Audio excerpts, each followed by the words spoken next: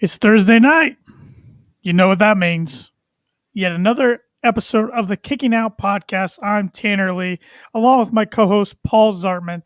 And Paul, for all the audio listeners out there, I got to give them the picture here that everybody viewing this on Facebook, Twitch, and YouTube are seeing.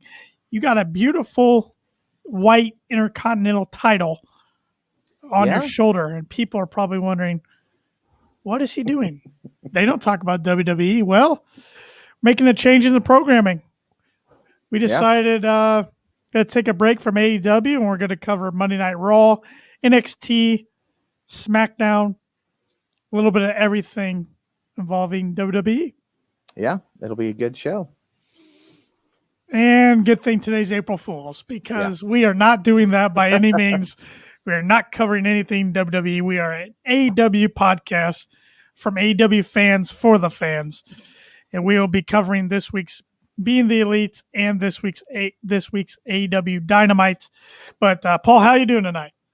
Better now that that's off my shoulder. I still love that title. It's one of my favorite titles, but it is awkward to hold when you're sitting down in a chair. It is such a good-looking title, though. It is a sharp title, one of the sharpest they've ever had. I have a replica of the old Attitude Era WWF title, but it's kind of customized for a different one of my podcasts, homemade customization, I guess. So I didn't want to take that off and display it tonight because it's seen better days. The belt's kind of falling apart. I hate to say, because I love that title design too. It takes back my childhood, but a lot to discuss tonight. A lot's happening in the world of All Elite Wrestling, like it is every week. Let's get right into this week's Being the Elite. Let's do it. Which was episode 249, titled Contentment. And we actually we don't open up with the Bucks or Matt or Nick or the Good Brothers or Kenny. We open up with Private Party, talking about their That Ain't Wada drink. They're wondering about the Butcher and the Blade and the Bunny. Then Matt Hardy shows up and says he'll make sure everyone will gel. They talk about the Dark Order and the TNT champion Darby Allin. Matt Hardy says Darby better watch his step or he'll take his title. Matt Hardy goes off to talk with Butcher, the Blade, and the Bunny. Says he thinks they will dominate as part of the group. They just kind of sit there and stare at him. Hardy then comes back as Broken Matt, and he tries to appeal to them in a different way. Talks about butchering a cow pretty much, and that gets their attention. Yeah. And they walk off with him. And then we see Private Party kind of being confused as how Matt can get in these different dimensions. And he says that because they thought Broken Matt was dead. Hardy says he's like a chameleon. He can adapt to any situation. He assures them about Butcher, Bunny, and the Blade, and that they'll be able to make a lot of money together.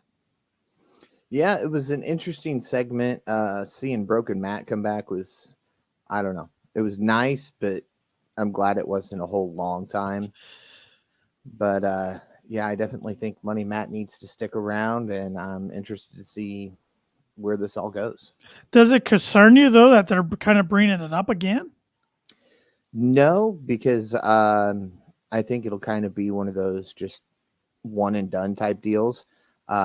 This allowed him to get the Butcher and the Blade and explain how it happened, which is a question that I've had since it happened. You know, why did this happen? How did this happen? And so they kind of answered that question to their creative little way. Yeah, I hope we don't see Broken Matt again unless it's in front of a full arena. Even then, I think this Big Money Matt heel character fits him pretty perfectly. Oh, it absolutely does. I mean, they booked Broken Matt as a face, so it'd be kind of hard for him to be both characters unless he tries to turn Broken Matt heel. That's very true. We then see a clip of Matt Jackson playing with his kids at Daly's place. Of course, they were in attendance last week for AEW Dynamite. We then see for Matt's birthday, Brandon Cutler got him the other pieces for the skateboard decks that he received a few weeks ago. Matt says he doesn't know how to put them together properly, so he's going to find some skateboard guys. And, of course, he finds Darby and goes, I don't know how we didn't think about Darby earlier. And Darby was putting the grip tape on the boards, and we see Angelico and Ryan Nemeth and Darby Allin putting them together. And then we see Brian Cage and Jack Evans trying a few tricks, and Cage finally hit the kickflip. That's pretty impressive. Yeah. Especially for a guy Cage's size, that was amazing. Yeah, he kind of stumbled a few times. I'm thinking, oh, great. That's all he needs is a tear a knee or something, trying to do a skateboard trick. I can hear Tony Khan right now. Yeah. Matt would not hear the end of that if that was the case. Then we see backstage Luchasaurus bumps into Cesar Bononi in the hallway. That's pretty much it. There wasn't much to it. We then see Marco Stunt telling Griff Garrison he wants to be someone to do a first in All Elite Wrestling. He talks about the Spanish announce table, and we see Alex Abrahantes in the background listening. And Marco says that he's going to be the first to break the Spanish announce table. And Abrahantes looks horrified, so he immediately goes to his broadcast partners, who's Dasha Gonzalez, and I couldn't tell who the other one was, and lets them know that word is out that there is a Spanish announce table in All Elite Wrestling. Marco's then seen walking around in the back, checking things out. Dasha Gonzalez says there's no need to be nervous as she hands out weapons for protection. Then Marco gets too close and gets chased off. I love the fact that they used a cowbell. I mean, that was perfect. Yep. Yeah, I guess I didn't realize there was a Spanish announce table either or commentary until a few weeks ago when that segment started with Cody and Penta. Yeah, I think that was kind of the reveal that it was there. I mean, I figured there was something somewhere for it to be broadcasting live in Mexico, but I didn't know where it was. I didn't know if they were just backstage watching it on monitors or how it was working, but now we know. It makes sense. I mean, the company's growing. It's big enough. It makes sense. It has commentary from other countries. So we then see the Dark Order in their hangout, and Hangman Page is with them too. Talk about having a rough night in the ring.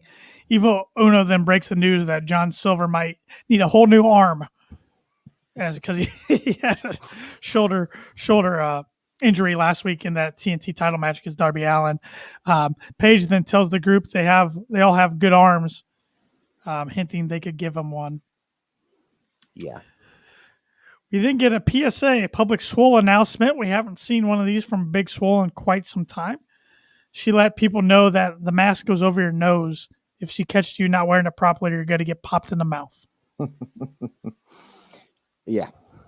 So make sure you're wearing the mask over your nose by Big Swole. If not, you're going to get hit. Yeah. Back to the Dark Order. They're about to cut Five's arm off and give it to Silver. Then Silver shows up and wonders why nobody came over and helped him out, why he was crying. They didn't tell him that Five offered up his arm. Silver says he doesn't want his little arm. Silver says he does want Five's small manhood. And they cut it off. Yeah. Then drops a shrimp on the floor. Yeah. That was a fun little segment. I mean, Dark Order's always fun, but that was nice to see. Yes. Then we get another segment about manhood from the Good Brothers. Carl Anderson wants Doc Gallows to go get him some food. He says Gallows has been in a terrible mood lately. Doc's super grumpy and he doesn't want to go. He's mad that Carl taped his hands together so he can't do his favorite activity. Anderson says they're winning, though. Doc gives him the middle finger, and Carl walks off. And I got to say, the nice segment, or the nice little thing about this was Carl starting it off by saying, hey, it's another Good Brother segment, so just go ahead and fast forward because you know what we're going to be talking about. So he knows we're not the only ones complaining. Or they're watching the Kicking Out podcast, and they realized, well, maybe we should give those guys a break. Appreciate a machine gun. Appreciate it. Then backstage, we see Brandon Cutler icing his knee as the Young Bucks tell him he should be proud of his performance. The group lost their match, and Cutler can't believe that Matt and Nick were saying to be proud. That's not the Young Bucks he used to know. Cutler says back in the day, if he messed up, they would let him have it. Matt and Nick say not to be so hard on himself. Cutler wonders if Matt and Nick are just content with their success now and their mentality has changed. Cutler says being the Elite is just Dark Order taking over and thinks maybe what Don Callis said to them on Dynamite was true. When you guys look in the mirror now, do you see that version of yourselves, your best versions? What do you guys see? Yeah, it was nice to see somebody other than Kenny Omega or Don Callis saying, hey, what are you guys doing? What's going on here? Something's got to give. You guys aren't what you used to be. Absolutely. I mean, and we'll talk about it on Dynamite here in a little bit when we recap Yeah. it, but they're definitely hinting something. Something's going to happen soon. Yeah, hopefully. I mean, I would think they've teased a turn from the Bucks or changing their mentality and attitude multiple times. They've never pulled the trigger. So Yeah. Hopefully guess- this is the time. I guess we'll wait and see. But last night's AW Dynamite took place in Daly's place like it has every episode for the past year. This was a recorded episode as it was filmed last Thursday. But a great opener. We got Christian Cage in action for the first time in 7 years, making his AEW in-ring debut against an old rival of his from their Impact days, Frankie Kazarian. I was surprised that this was the opener. I kind of thought it might be the main event going into the show, but it makes sense that it was the opener to try to get eyeballs on the product right away. Yeah, because I mean, you might have had people who were fans of the other company tune in just to see him, and oh look, there he is, and then maybe well, it's over. Let's see what happens next, and then they got hooked. Well, NXT, the Wednesday Night Wars, if you want to call it that, are about over this week, and then next week are the last nights before NXT permanently moves to Tuesdays on April 13th. And next week's going to be their go-home show for TakeOver. So you knew they were going to have a stacked card last night and next week. But in the end, it didn't matter as, spoiler alert, AEW beat them in the ratings 700,000 to 654,000. Not a very good number for either company, really. But I don't know. I don't know why that was.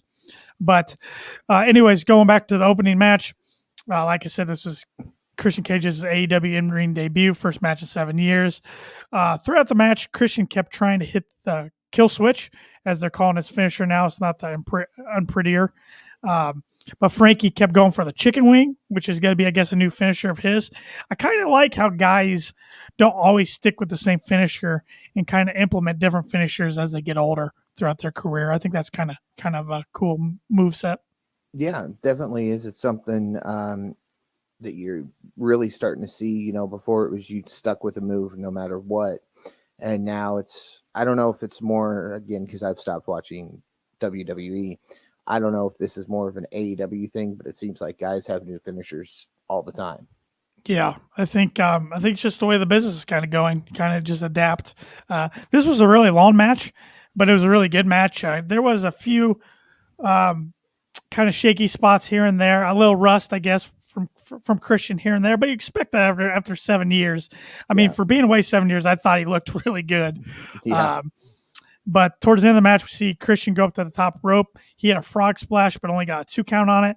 A couple reversals by both men going back and forth. Christian then sends Frankie shoulder first into the ring post. Then he's able to hit the kill switch for the 1, 2, 3. Yeah, I mean, I even texted you last night. I said, is this going to end in a draw? It got close. I mean, they gave them a lot of time, but I'm glad a company is finally giving Frankie Kazarian kind of a push in singles and showing what he can do. I think it's way too late. I think Impact should have done it in his prime because he's a great tag team wrestler, one of the best ever, but he can go as a singles competitor. And I think we'll kind of talk about later. I think SCU's days are about over. Sadly, I agree with you. I just wanted one more. This is the worst city ever. We still might get it someday, but I don't know. We did see a vignette from Darby and Sting. While walking with Sting, AEW TNT champion Darby Allin talks about big money Matt Hardy being a shell of himself, and rather than earning respect these days, he's looking to buy people's respect. Somebody's wearing a Matt Hardy mask, one of those ones that Darby makes. It's really creepy looking mask, to be honest. But he says Matt Hardy will have to earn his respect because money doesn't mean anything to him. Yeah, and I like how you PG'd that there real quick. I did. Trust me, in my notes I didn't have that PG'd, but they have. I think they're allowed 2 big words like that a week, and Darby seems to get one every time he's on. They actually end up using them in back-to-back vignettes, because then we got a vignette from Jade Cargill sending a message to Red Velvet. She said she knows Velvet was shook before they even met in the ring. Says she looks like money, but she is already making Tony Khan money. Jade then tells Velvet to keep lifting her little weights and know that Velvet will never be here in the ring because she is that woman. She is that bee. And she says, yeah, that's what she ends the segment. But she did have the other word in there somewhere. I just didn't have it down in my notes. Yeah. So another good little, keeping the rivalry Yeah. fresh in everybody's mind without giving them a ton of TV time. Yeah, keeping Jade looking strong, still improving without, having to put her in a match every single week and letting her still learn what she's doing. Yeah, I think match is definitely coming. I don't think they wait till Double or Nothing. I think we get it there in a Dynamite. Oh, yeah. Sometime. I think, it'll probably be in the next few weeks.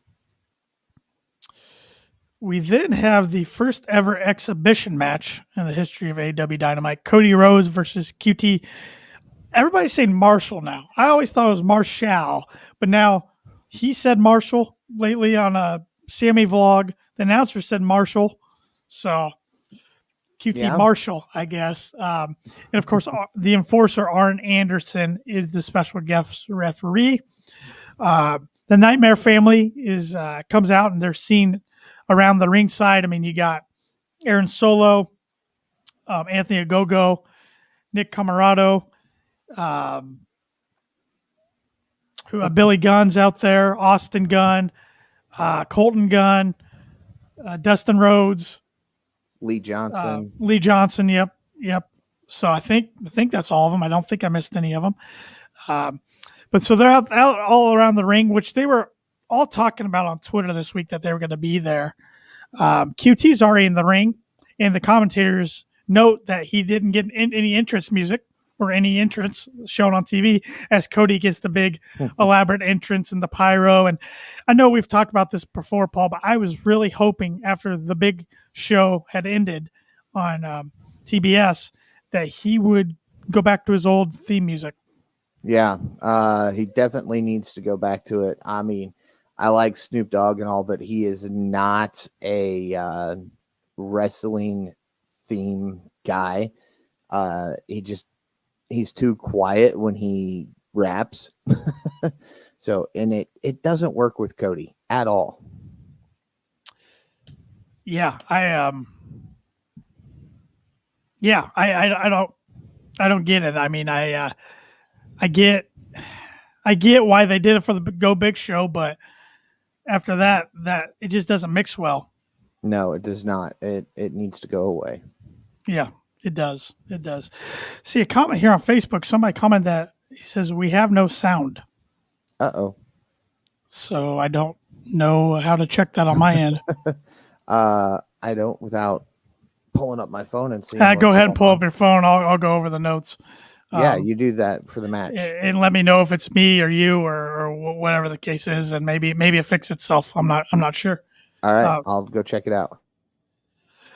So like I said, the Nightmare family's out around the ring. Yeah, we see QT focusing on Cody's bad shoulder that's been injured for weeks now. He's got a partially torn labrum. It's a lot of back and forth action. Cody gets Marshall in the crossroads, but last week he said if he got him in it, he wasn't going to hit it. Throws him down instead. QT then slaps Cody in the face, and then he hits the ropes, looking for a running cross body. Cody moves out of the way. QT flies out of the ring onto the floor. He looks pretty embarrassed. Cody then opens the ropes for him to get in the ring. QT gets in the ring, but then he punches Arn Anderson right in the face in the exhibition in a no contest. Yeah. Quick note. I did notice audio. I don't know if it fixed itself. It might have been a Facebook thing, but hopefully the sound is back for you if you were experiencing no sound there for a while. Okay, good. Yeah. But yeah, this went from a decent exhibition match where Cody stuck to his word. He said he wasn't going to hit the figure 4 or the crossroads, and he did not. And from there, things went downhill as soon as he hit Arn Anderson. All chaos broke out. It looks like Brandon Butcher on Facebook said, "My bad, guys. Hooked up to Bluetooth, didn't realize." Hey, no problem. We appreciate you reaching out because that could easily happen to us. So Appreciate it. Yeah, I was surprised. I thought something big was going to happen in this exhibition, but I did not see QT slugging Arn Anderson. No. And then what followed after the exhibition, we saw QT make his way up to the stage. He almost looked like he was in regret, in denial of what he just did. But then he turns his back from the ring, and we see the Nightmare Family students start beating up the veterans. We see Aaron Solo with a chair shot to Dustin Rhodes, Nick Comoroto and Anthony Ogogo also beat up the vets. Marshall turns around and he looks happy with all of this. Comoroto powerbombs Lee Johnson out of the ring onto the floor. That was a crazy looking spot. It reminded me of when Cage did that to Darby Allin in a body bag back at All Out. Yeah. Dustin gets busted open, takes a pile driver on the steel steps by QT. Ogogo punches Cody right in the midsection, and Anthony Ogogo's a former Olympic boxer, so he doesn't hold back very much. I'm glad. Well, I'll get to that in a second. What I want to say about him. Then they move him out to QT. QT's still on the steel steps. He's looking to smash Cody's head with a chair. We see Red Velvet run out and tell QT that, "What are you doing? This is your friend. You don't want to do this." QT then decides not to do it, and all four guys leave through the heel tunnel. Yeah, with the fact that they've been hiding QT's entrance, we didn't really know if he came out the face of the heel.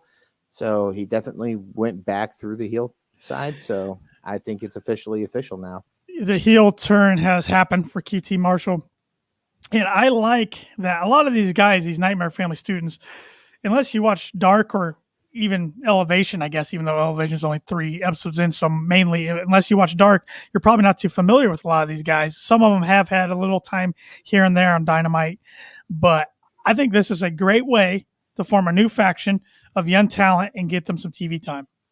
Yeah. And, they focused on each individual wrestler last night as they were doing an attack on someone else. So you kind of got to see what they were capable of. Yeah, and like Anthony Ogogo, for instance, I still haven't seen him in the ring. Now he's on commentary now and then on Dark, along with Taz and Excalibur, but they really hyped him up when they made that signing. I believe all three of these guys are officially All Elite. I do believe so. I believe everybody that was ringside last night was All Elite. Yeah, so it's we'll see where this goes. We'll see what they call themselves. Yeah. But it sure feels like almost everybody except a few select individuals in All Elite Wrestling have formed a faction of some sort. Yeah. But I do like this. I think it's good. It kind of reminded me of, not exactly, but kind of a little bit of the Nexus or the Core back in the day. Yep, I remember that. Yeah, yeah. So Bad News Barrett at the time was Wade Barrett led that feud. Mm-hmm. So somebody on Twitter noted this, and I thought this was a really interesting catch, if there was anything to this. Over a year ago, a little bit over a year ago now, we remember Jake Roberts, when he debuted in All Elite Wrestling, kept calling Cody Caesar in that promo. Yeah. Well, Cody got stabbed in the back from his inner circle last night, kind of like Julius Caesar. Yeah, came full circle. Jake called it. So, very wise man, that Jake the Snake. Very. Then we get a promo or a vignette of sorts, and that we see Scorpio Sky and All Ego Ethan Page as they look to be a new tag team.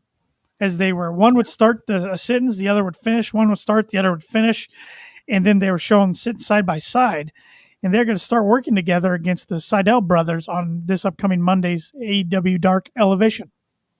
Yeah, they're definitely sticking to their word here when they say that Elevation is going to tie into Dynamite. And this is a nice little way to get people to go, hey, I really like Sky or I really like Paige. I'm going to watch that. Mm-hmm.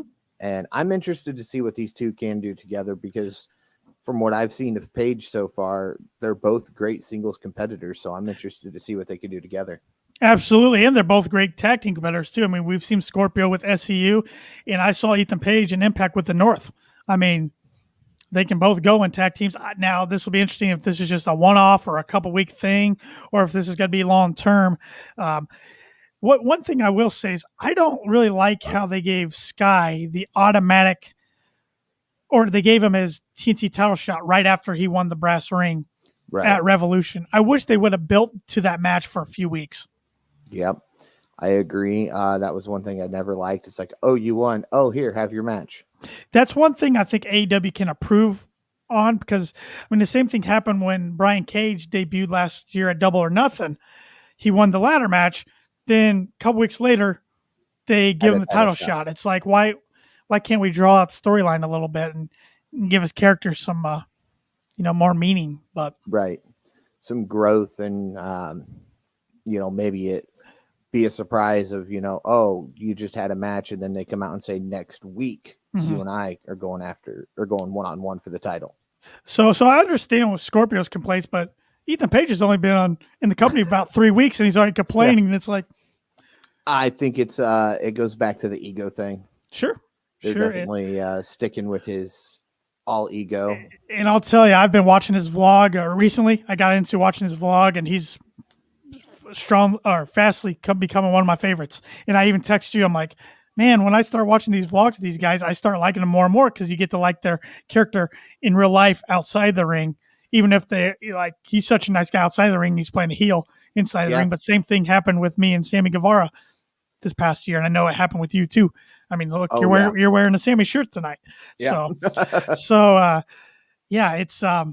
It's neat that the company allows them to do this type of stuff, though, because we know WWE doesn't really allow them to do that anymore.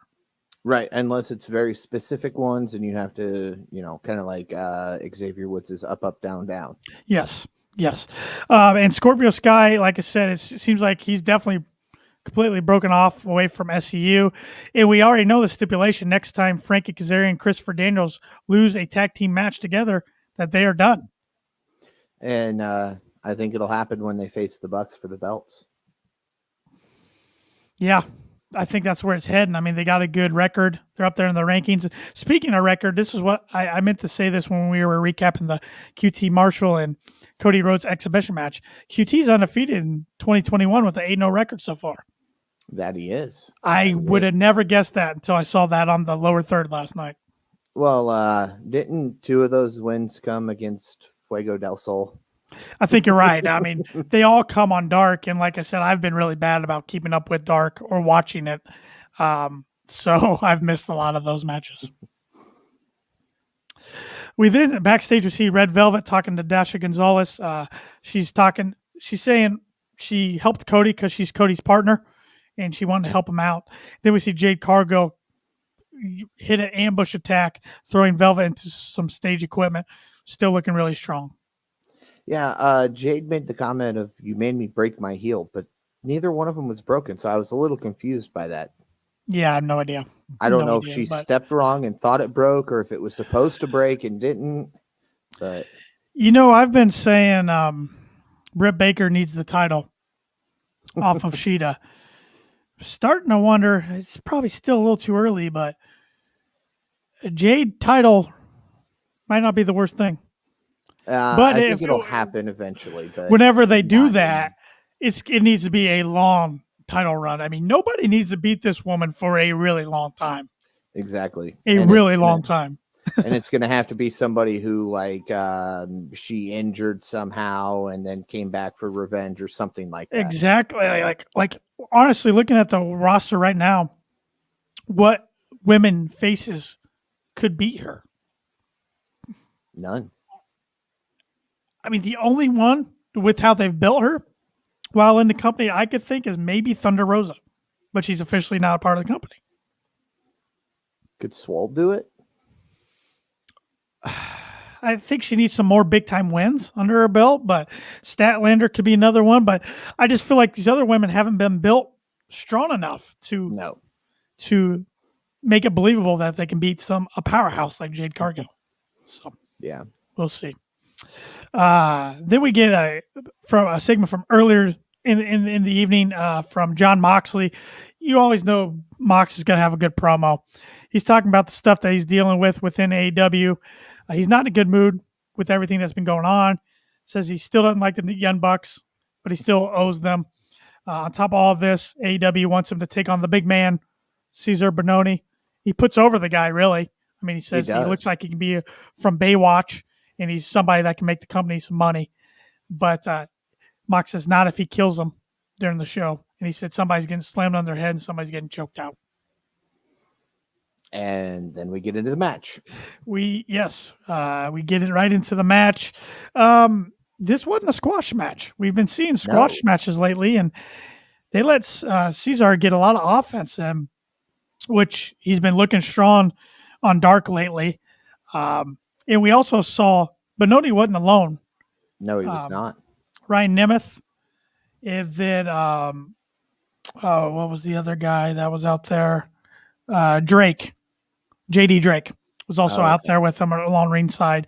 So Nemeth has been with him a lot on Dark. So I'm starting to think they're kind of finding a managerial role kind of for Nemeth, which is interesting. Yeah. But this match goes back and forth. Towards the end of the match, we see JD Drake with the distraction. Nemeth runs in and eats a paradigm shift.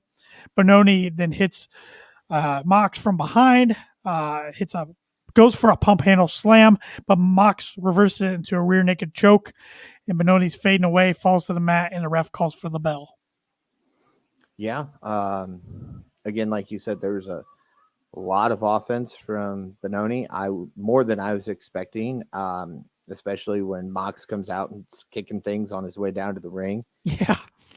So, but there have been a lot of two different things in the past month or so, and that's been roll-ups and squash matches. That's true, and we didn't get either last night. I thought we were going to get a roll-up, and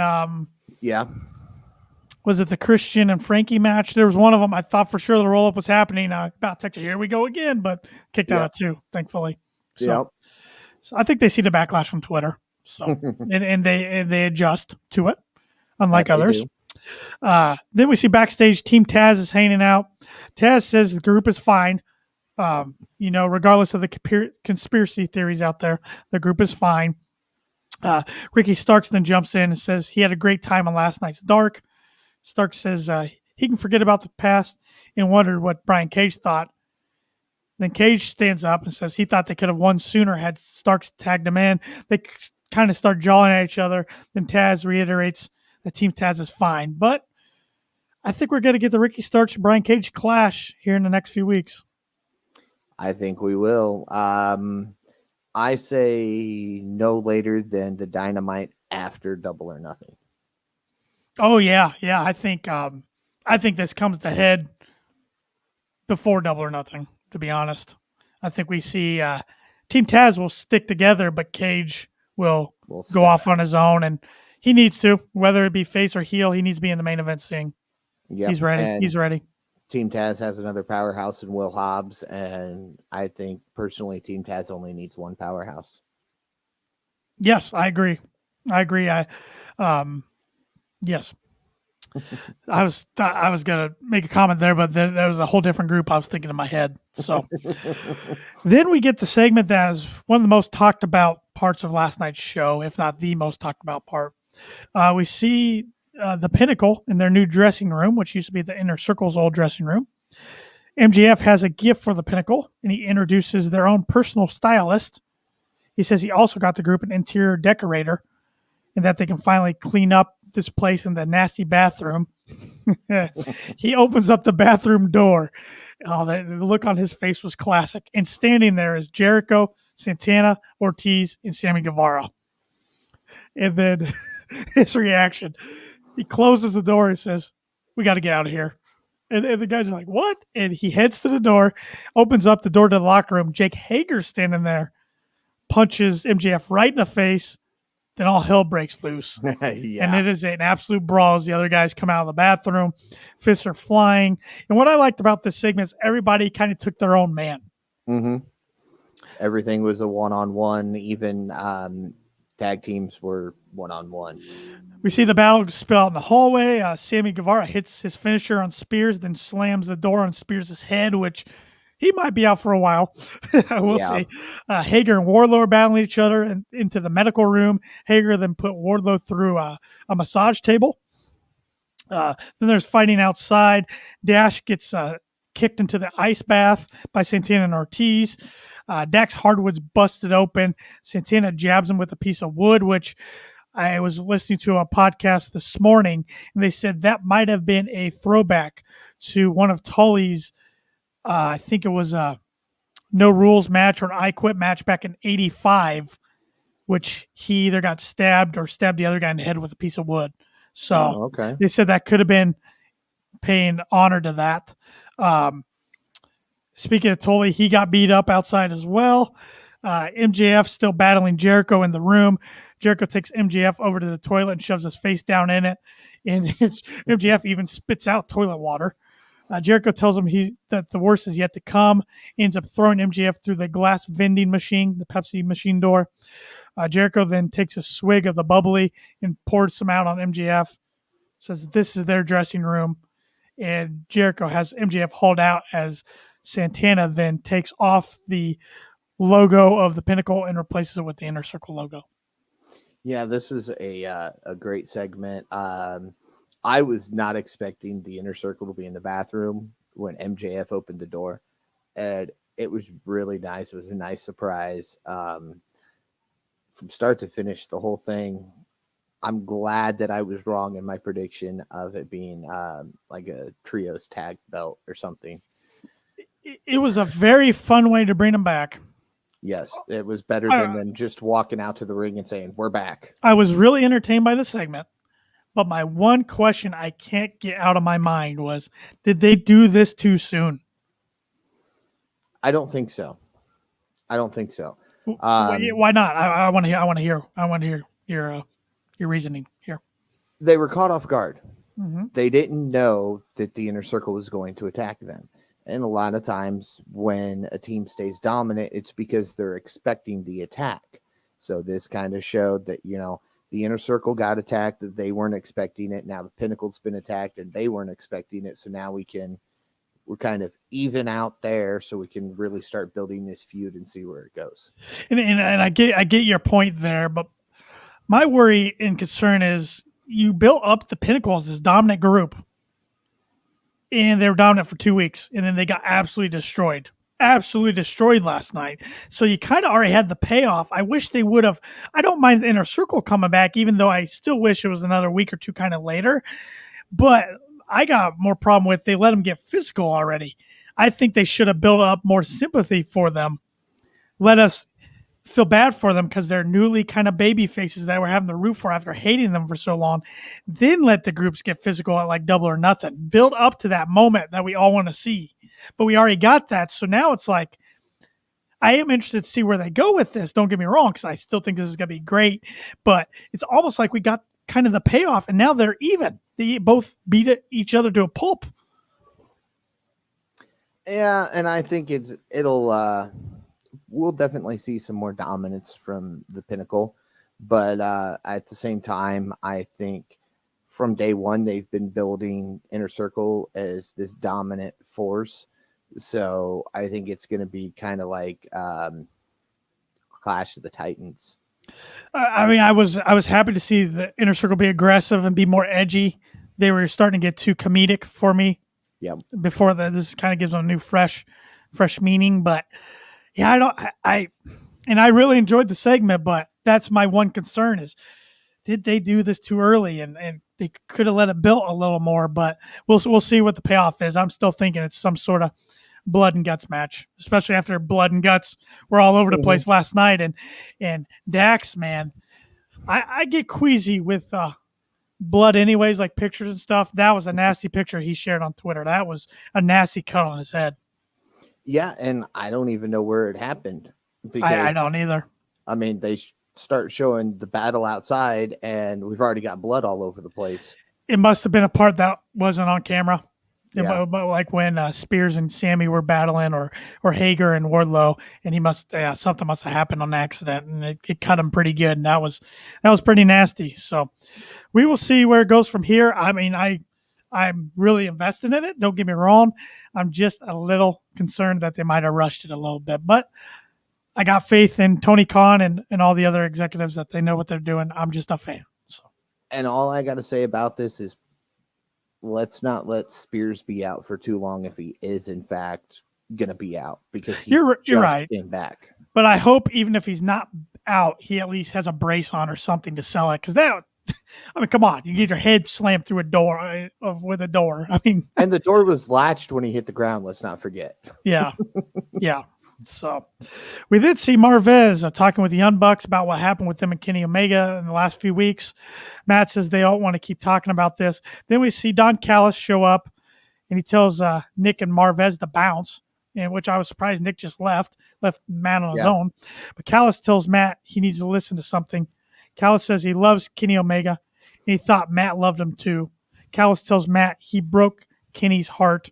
He says Kenny chose AEW for the Young Bucks, and they just left Omega out in the ring on his own. Callis wonders if Matt is just dead inside, or if he is just looking to count his money. Callis then slaps Matt as a way to get his attention. Matt grabs Callis by the coat, but he doesn't really do anything. Callis says, "That's it." And he says, "Matt, you're truly pathetic." It was an interesting segment. I want to know why he's going after Matt so much and not really Nick. This week he said, let the grown-ups talk. But, I mean, Matt and Nick are like 4 years apart. Yeah. So, and if anything, it should have been Marvez that was talking with Callis because those were the two oldest ones. But I'm interested to see why the focus is on Matt. Don's definitely doing his best to keep the separation. Kenny and the Bucks. He's nervous about the Bucks getting in Kenny's head. You can definitely tell. So, speaking of Kenny, we then get him and the Good Brothers against the team of Ray Phoenix, Penta El0M, and Laredo Kid.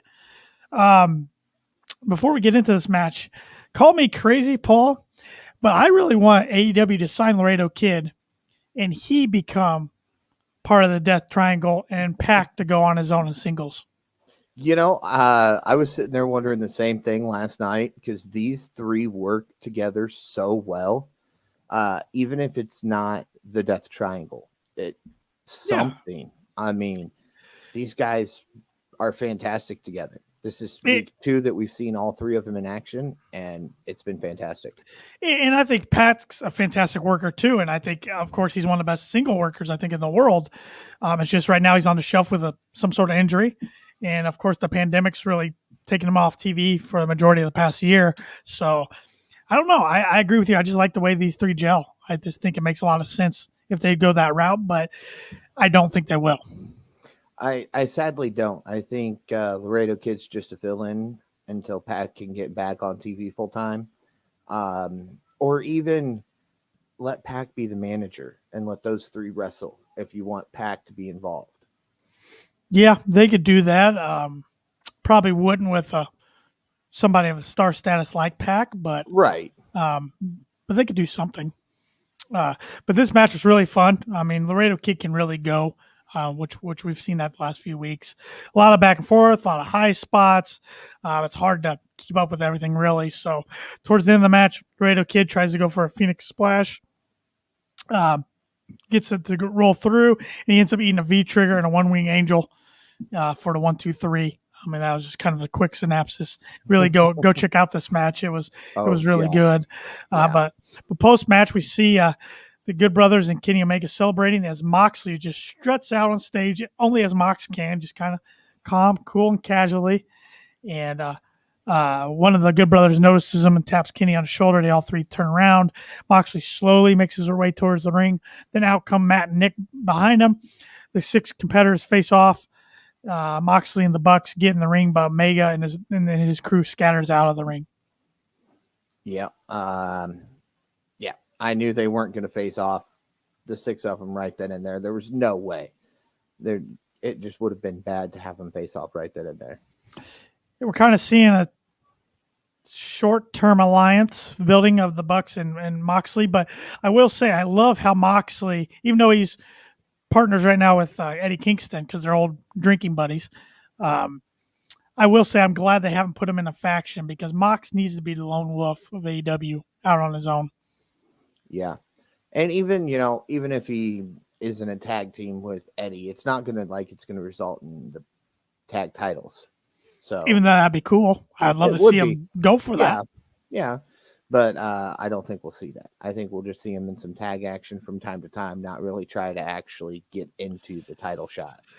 That just made me think of something though, Paul, that I hadn't thought about until you put that in my head. Because we keep getting this tease that the Bucks are going to turn heel, Mhm. and I can't help to think they might turn next week. They're going to turn on Moxley and reside with Omega and the Good Brothers in their trios match. Well, what if they do that? Moxley's then mad at the Bucks. Moxley's got a tag team partner in Eddie Kingston. There's your tag team title feud. Yeah. I did not think about that till you just After the said that. Lucha Brothers, of course.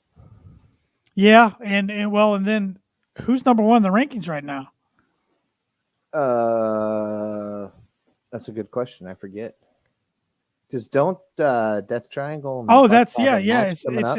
it's Pac and Phoenix. Okay. So it is those two. Yeah, I didn't know if they had moved anybody up since then or not. yeah. Pac and Phoenix have a match against them. They're the number one contenders. You're right. Yep. And then, but SCU's up there in the rankings too. So Yeah.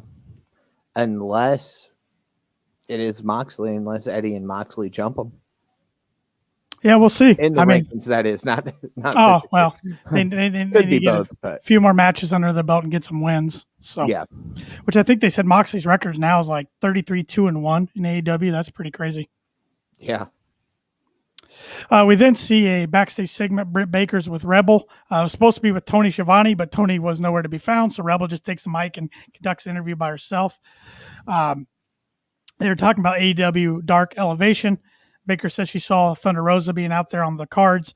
And it's a great place for her to get her wins up. Baker then reminds everyone that their match was unsanctioned, so the win didn't count. Britt then says she'll still be here, though, putting the women's wrestling on the map. And then they spelled her three initials DMD.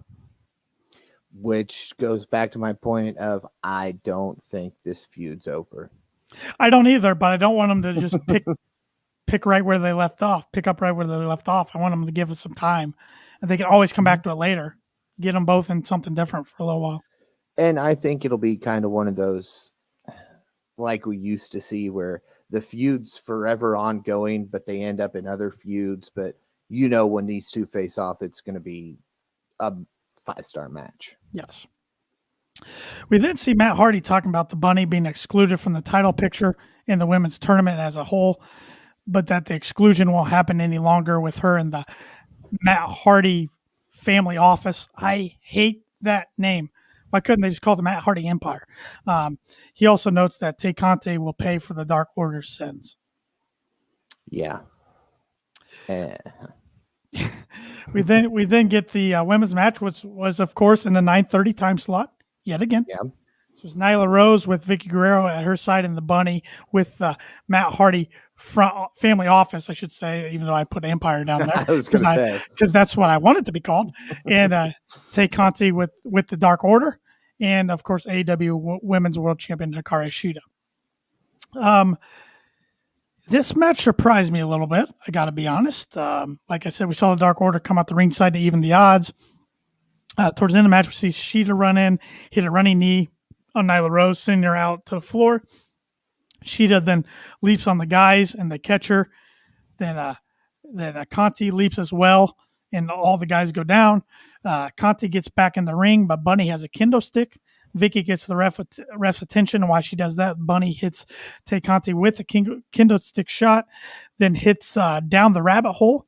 I guess is what their finisher is called. It's a twisting elbow drop for the 1-2-3. Surprising victory, in my opinion. Very surprising. I really saw Ty and Hikaru Shida winning this, but it's good to not give Nyla yet another loss. Builds the Bunny up a little bit, who we've rarely ever seen her in the ring, and Ty's the number one contender in the rankings for Shida's title, so it is kind of interesting to see them tagging together, even though they are both faces. But something's got to give eventually. And can we talk about for a minute that out of the 4 women in this match, Hikaru Shida was the only one that wasn't accompanied by somebody? Yep. That's a good point. Ty's been coming out with the Dark Order, but before that, she was out there by herself. So do you think we see, as we're starting to see some of these Japanese wrestlers sign with AEW, do you think we're going to see Akira Shida build some type of faction based off of that? I hadn't thought of that till right now, but that wouldn't shock me. I think that would actually be a good idea. I do too. In a way to make them all strong and look relevant right away. Yep. Then we get a preview for next week's Dynamite. We're going to get Jon Moxley and the AEW World Tag Team Champions, the Young Bucks, versus AEW World Champion Kenny Omega and the Good Brothers. That should be a really good trios match. I would presume that's going to be the main event next week. We're also going to get the Bunny with Matt Hardy, the Blade, and the Butcher versus Tay Conte with Evil Uno, Stu Grayson, 10 and -1. Yeah, I'm looking forward to that one. -1's just going to be at ringside. He's not going to be wrestling. Yeah, of course. but I always like when -1's out there. So sure, and Johnny Hungy's on the shelf for a little bit, so Yep. somebody else has to kind of fill his shoes. We're going to get Darby Allin. I was kind of surprised by this, defending his TNT Championship against JD Drake. But Darby's wanting to defend it more. I'm all for that. I think that's what this title needs to be. This title needs to be on TV all the time, be defended like Cody was doing that, like John Cena used to do with the U.S. Open Challenge, or the U.S. title Open Challenge. But JD Drake, interesting opponent, but they're trying to get more of these guys that are in Dark and Elevation some more time on Dynamite slowly. I like that. The Inner Circle's going to be back to speak. Looking forward to that. And we're going to get Jurassic Express against Bear Country. The title slide was kind of Kong versus Godzilla-like. And we saw backstage, Jungle Boy says that they're tired of Bear Country throwing around Marco Stunt. Next week, they're going to show Bear Country who is on top of the food chain. But we also saw Marco Stunt have a tattoo of Kong on his arm, and Luchasaurus got mad and walked away, which I laughed at. But I'm also like, I just don't like Marco Stunt being on my TV. Yeah, and I like what Luchasaurus said. He goes, we're the dinosaurs. But Godzilla's not a dinosaur. He's a lizard. Exactly. So, he started out as a little lizard, and then nuclear warfare happened. Yes. So, and something I forgot to mention, I thought it was pretty interesting that this week was the first week that, at least on Dynamite, that Tay Conte has come out in anything other than her green outfit. Yeah, she came out in a robe. Yep. And her outfit was dark. It kind of almost matched the Dark Order colors. Yeah, color scheme wise, and the robe was a nice homage to her partner Akira Shida last night, because that's what she wears. So Yep. We then got the main events as Arcade Anarchy, Miro and Kip Sabian with Penelope Ford versus Chuck Taylor and Orange Cassidy. Anything goes, pinfall or submission only. Different setup than I thought it was going to be. I thought we were going to see arcade cabinets surround the ring, and we got a mix of arcade games. We had a prize section that had a bunch of weapons as prizes. We saw whack-a-mole.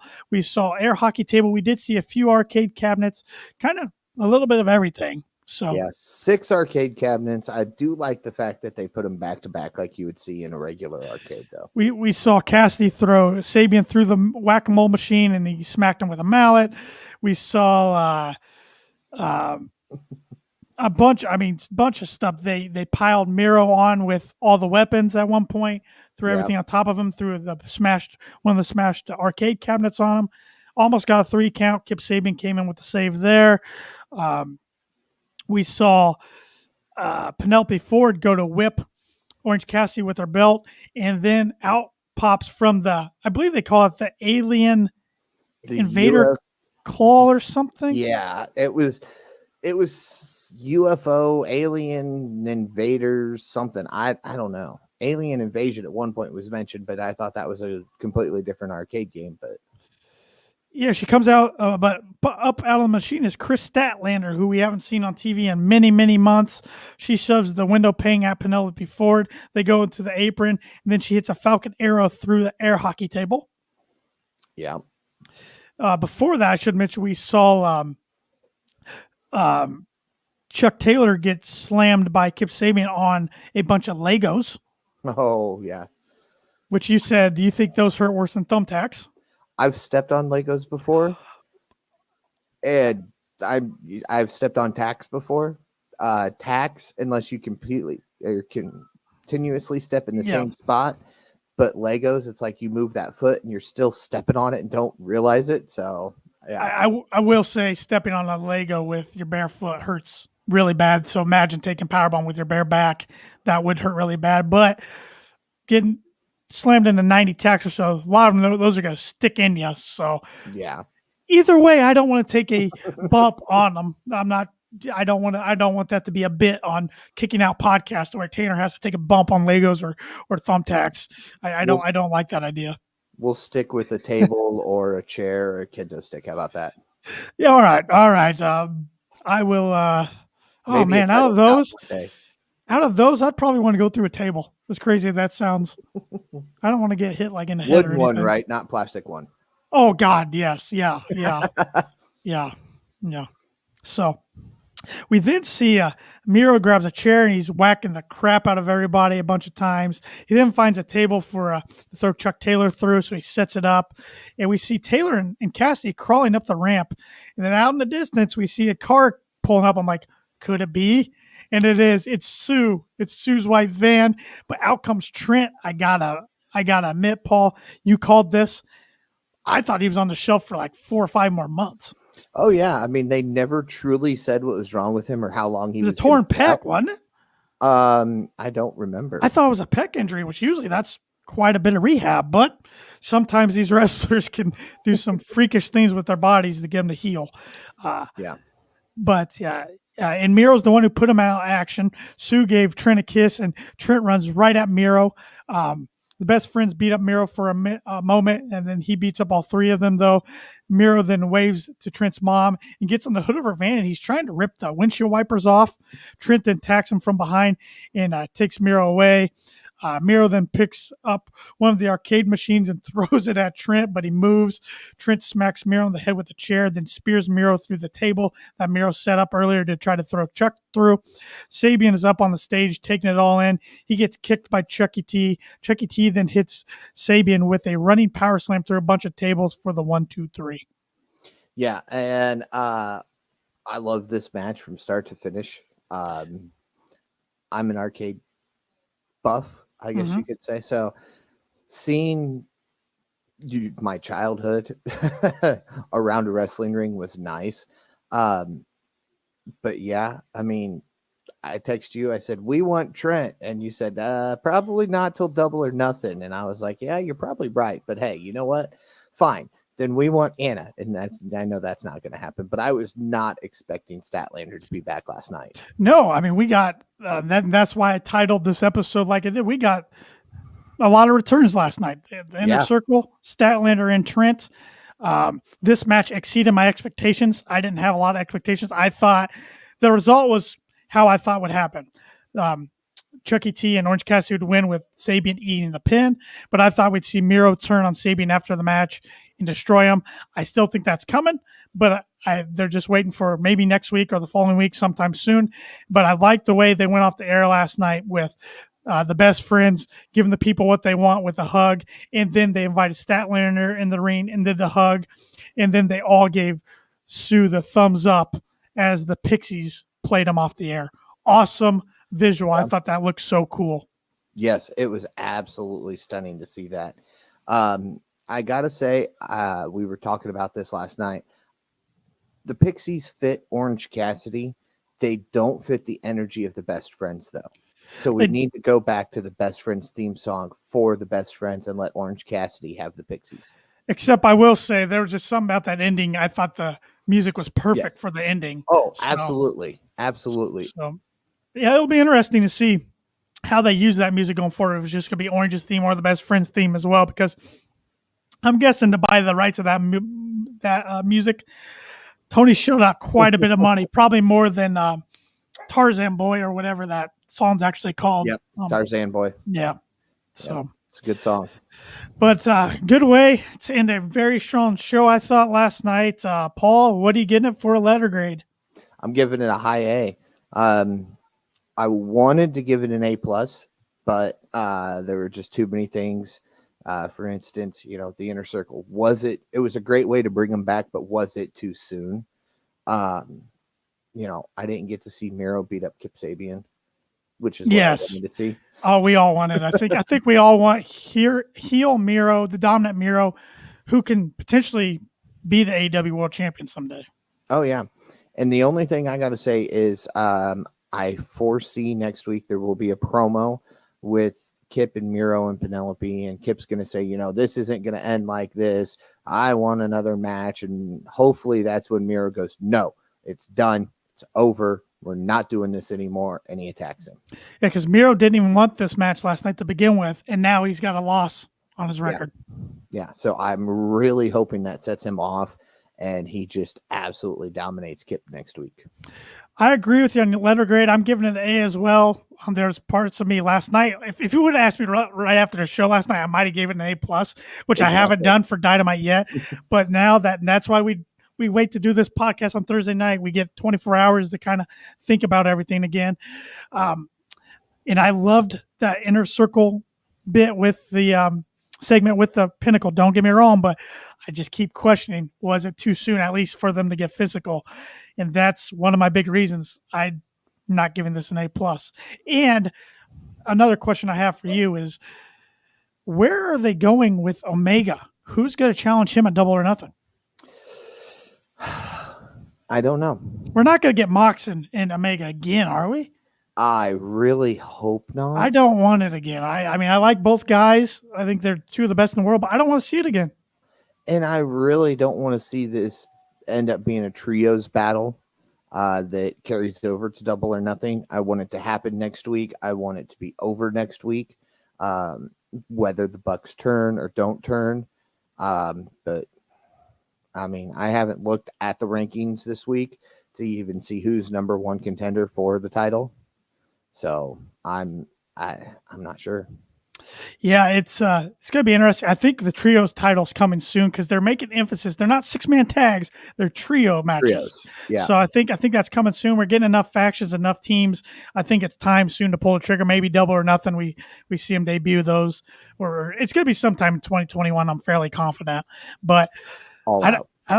There's a lot of that definitely could be, especially if they can have a full capacity on the road somewhere or full capacity at Daly's place or whatever by that time.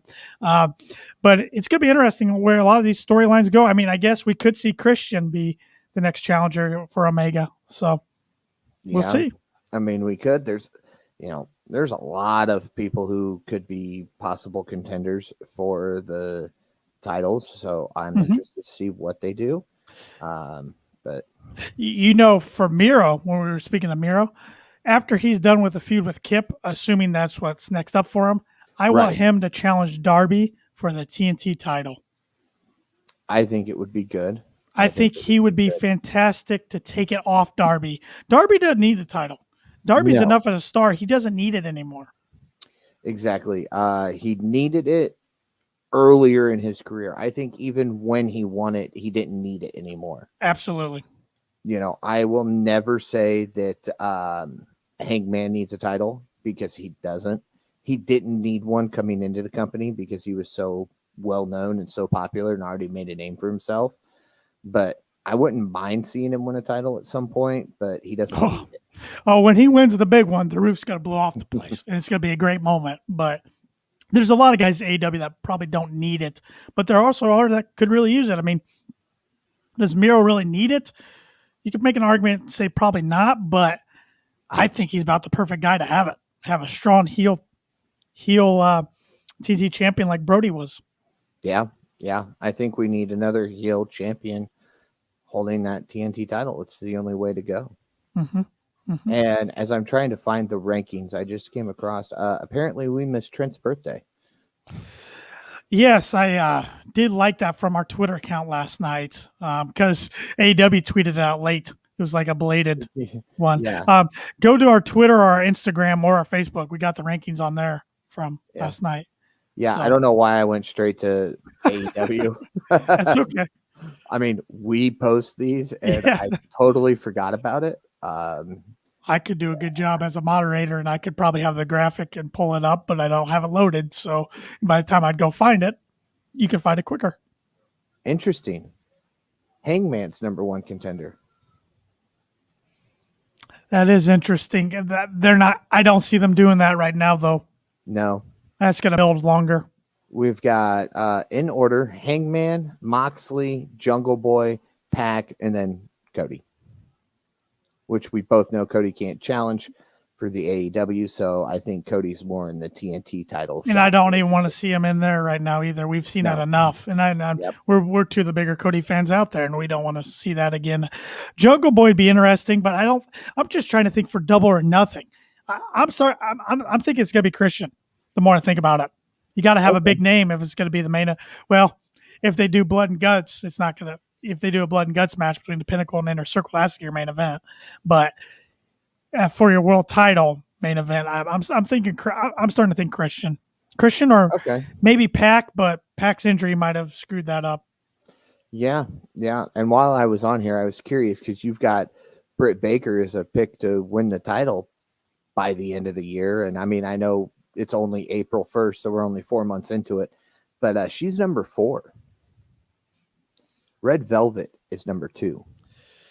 Yeah, and I think Red Velvet and even Tay Conte are great, but I don't think either of them serious enough yet to win a title. No, too early. They've been doing great on the on Dark and Dark Elevation. If they've had their matches on there yet, I don't know. But that's where their winning records are coming from. It's Dark. Yeah. But I think, and Sheeta's been a great champion, but I think at Double or Nothing, it is time to take the strap off her and give it somebody else. Do you think we end up with like a 6-way match? Could be. They'll probably do like a women's battle royal the week or two before to shape the number one contender, which I hope not, because then you don't really build a story. Yeah, just throw it together.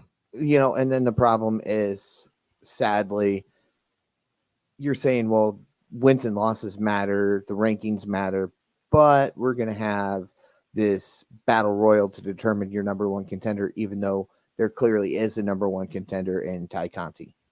Yeah. I mean, I like them doing a mix of both, but they're still figuring it out. Yeah, and they'll get there. I mean, they celebrated their 1-year anniversary in the middle of a pandemic.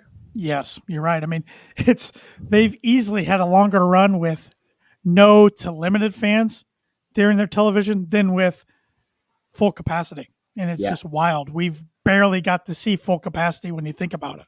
Yeah. For AEW shows. And it can't wait till we get back to that. Hopefully it's sooner rather than later. Yeah, I miss it. I think we all do as professional wrestling fans. Just in general, this industry needs it. They crave the fans. But who is your AEW wrestler of the week? You're probably going to ask me why. Trent. Okay, interesting pick. Because he helped his partners get a win, but he wasn't involved in the match. Interesting. Yeah, and made his return when nobody thought he was going to. And he remembered to give Mom a kiss. And he protected Sue's van from getting destroyed. I think Sue's more over than the best friends. Yes. She's more over than half the roster, if not 3/4 the roster. Yeah, so. Everybody loves Sue. Everybody from the Dark Order to JR. Yeah, we're going to see her on BTE Monday, I bet. Oh, yeah. My wrestler of the week is Christian Cage. See, I was leaning towards Cage. I mean, he wins his AEW in-ring debut match and his first match in 7 years. It was a pretty good match. It was a fun match with Frankie.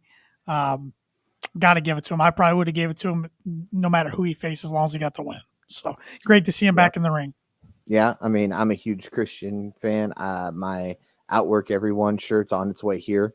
It should be here within the next 5 days, according to my tracking. So, but I knew you were going to go with Cage, so I couldn't go. I couldn't go with Christian Cage. I'm starting to get too predictable. I'm going to have to change my style up a little bit.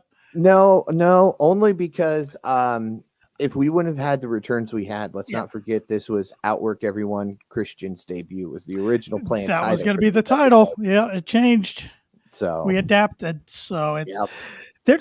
there just wasn't too many people that came to my mind for Superstar of the Week this week. I mean, if I went female route, I probably would have gave it to the Bunny for Yeah. picking up a big win for herself and for her team. Yeah. But I would have preferred to see it clean though, but that's part of the heel way. yeah, but heels occasionally get those clean wins. That's true. That's true. So, but another, very fun episode last night. I honestly, my opinion, you can argue it might have been the best Dynamite we've seen in 2021 yet. Oh, by far, especially for recorded. There wasn't too much fan noise. No, they got the audio was great last night. Yeah. The last few taped episodes we've seen, it's been a lot of backstage segments. We didn't have as many of those this week, and what ones we did were a minute, 2 max. So, yeah. Yeah, next week's going to be a big week for All Elite Wrestling. Of course, you got the live Dynamite on Wednesday. Then they'll record the next week's record on Thursday. Friday is their first ever non-televised event. It's their first ever house show. Yeah. To be in Jacksonville. Yeah, I mean, there's going to be some good matches there. I know All Ego Ethan Page is versus Cody Rhodes. That's going to be a good one. Yeah. I know Moxus is in action. Omega's in action. I saw a rundown of the card, and I don't remember who's all on it. So yeah, we'll post the results of the first ever house event on our Facebook page. Tanner, we're doing it on Twitter as well. Yeah, yep, and maybe even Instagram. We'll have it all over. And speaking of those social platforms, if you don't already, please like our Facebook page, follow us on Twitter and Instagram at Kicking Out Pod. We also put all of our videos. We do these live streams on Facebook, YouTube, and Twitch. So please subscribe to our YouTube channel and our Twitch channel if you haven't already. If you're listening on whatever audio platform is your favorite, first off, we appreciate you listening. Please subscribe, tell your friends. And if you're listening on Apple Podcasts, please give us a rating and review. That really helps us out. So we're trying to grow the wrestling community. You give us a follow on Instagram or Twitter, we're going to give you a follow back. You subscribe to our YouTube channel, we'll give you a subscribe back. So we're trying to grow this channel and grow the positivity around the wrestling community and around the AEW community as we can. So that's all I got for this week, Paul. Unless you have anything else, why don't you wrap us up? Nope, I'm good. For Tanner Lee, I'm Paul Zartman. Join us again next week as we kick out yet another podcast.